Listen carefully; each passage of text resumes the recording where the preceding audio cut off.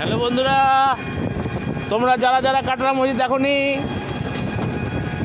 আমি তোমাদেরকে কাটরা মসজিদ দেখাচ্ছি। তোমরা কাটরা মসজিদ দেখে নিও আর লাইক সাবস্ক্রাইব করবে।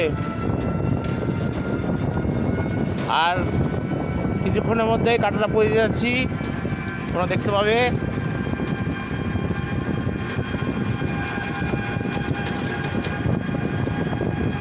এই যে কাটরা মসজিদ চলে এসেছে, দেখো তোমরা।